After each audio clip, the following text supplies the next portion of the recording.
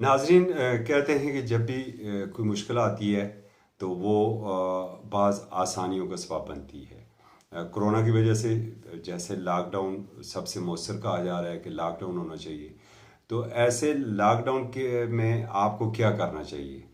ज़ाहिर है घरों में बैठ के तो आप तो बोर हो जाते हैं, तो क्यों ना ये जो मुश्किल आई हुई है इसको हम किसी और अपॉर्चुनिटी में तब्दील कर दें। तो उसका सबसे बेस्ट जो इस वक्त वे ये है कि ये मौसम जा रहा है इस वक्त, मार्च और आगे आ रहा है अप्रैल।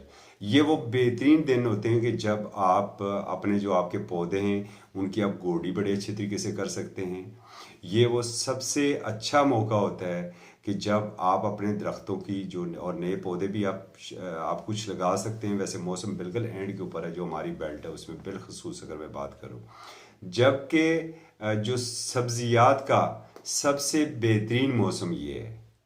माहौल भी साफ हो रहा है, जो पोल्यूशन है वो भी बतदरीज कम हो रही है। रब करीम की ज़ात बड़ी मेहरबान है, उसकी रहमत बारिशों की सूरत में बरस रही है। तो क्यों ना आप अपने आप को किचन गार्डनिंग के ऊपर सबसे ज़्यादा मसरूफ़ करें।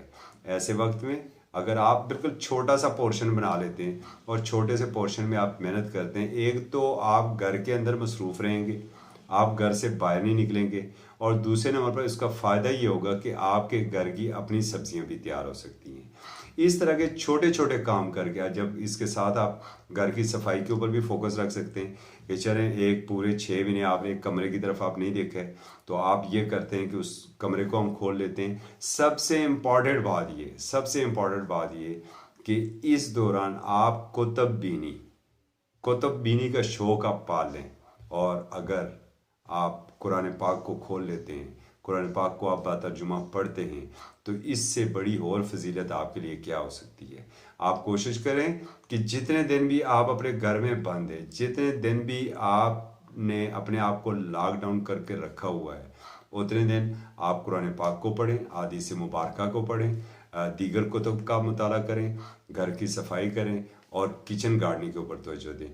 तो आप देखिए आपकी ज़िंदगी बदल जाएगी जब आपका जेन। देखें, आप हर वक्त अगर ये सोशल मीडिया को और मीडिया को अगर आप फॉलो करेंगे तो इससे आपके जेन में एक हिजान बपा होगा।